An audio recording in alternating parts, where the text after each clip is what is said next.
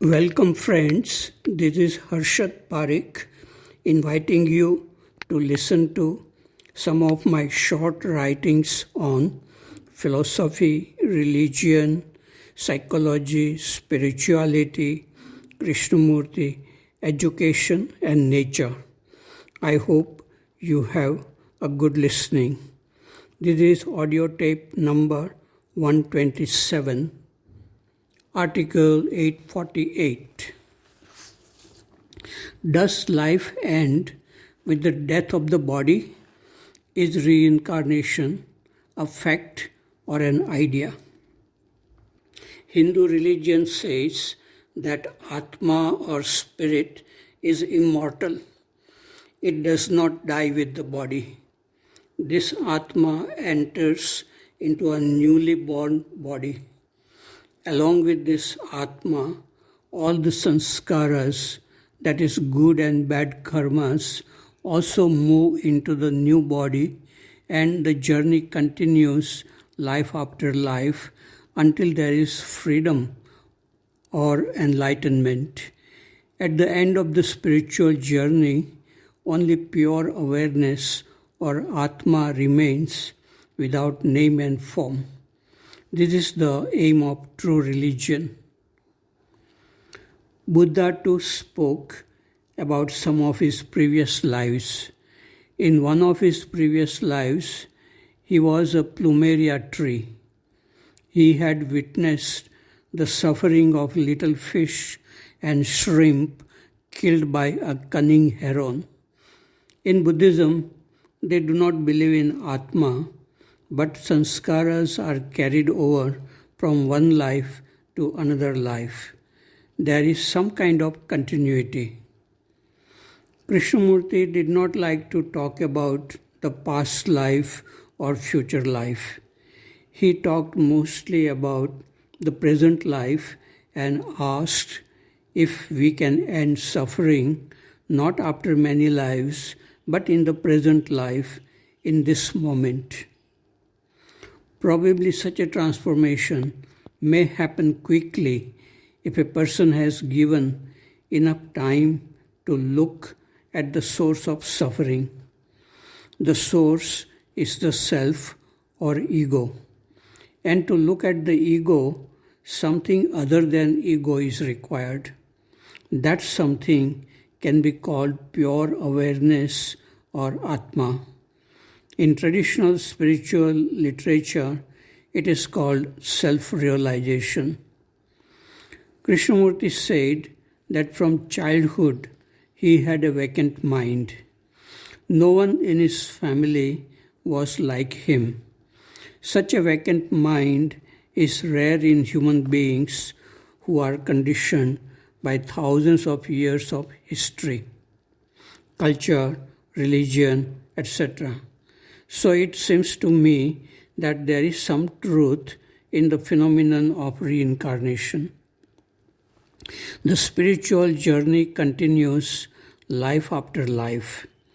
Some people have remembered their past lives and books have been written, research has been done. Dalai Lamas were selected based on some testing done on little children who showed signs of uncommon wisdom. Krishnamurti too was selected based on aura which was emitted from his being at a young age. Reincarnation is a phenomenon not understood by science yet. Krishnamurti had said to someone, quote, "Reincarnation is a fact for me, not a belief," unquote. But for most of us, it is not a fact. Article number 849.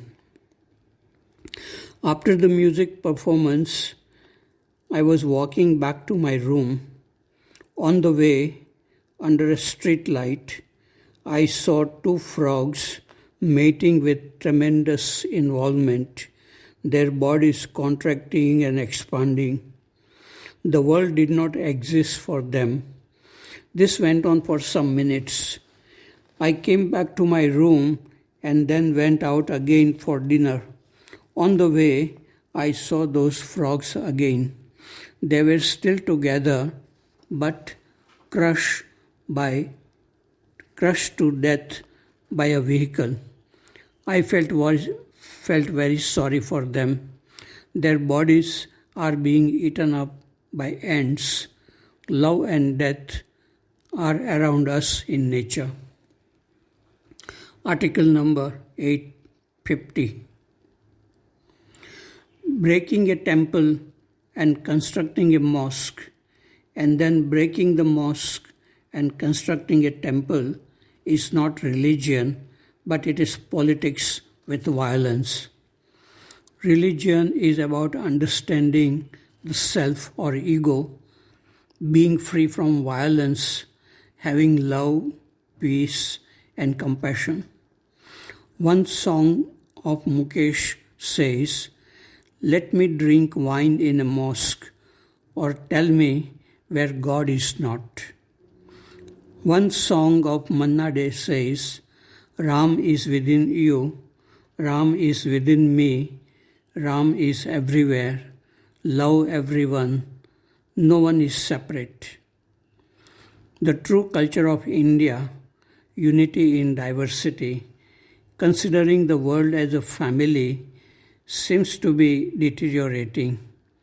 Too much violence is seen everywhere, even in parliament, on news channels, in films, in cities and families. I read somewhere in a newspaper that Mirzapur is a good web series film. I saw the first episode of it. It was full of vulgarity and violence. I will not see the remaining episodes even if someone pays me to watch. This kind of films spread too much negativity and very harmful in destroying sensitivity. No doubt, people connected with film industry have good talents, but they have no vision to create goodness and love. Article 851. It is good to know that the governments and citizens of India will make more effort in cleaning up of our cities and rivers. But that by itself is not sufficient to make India beautiful. What is of greater importance is to clean up our mind of corruption and violence.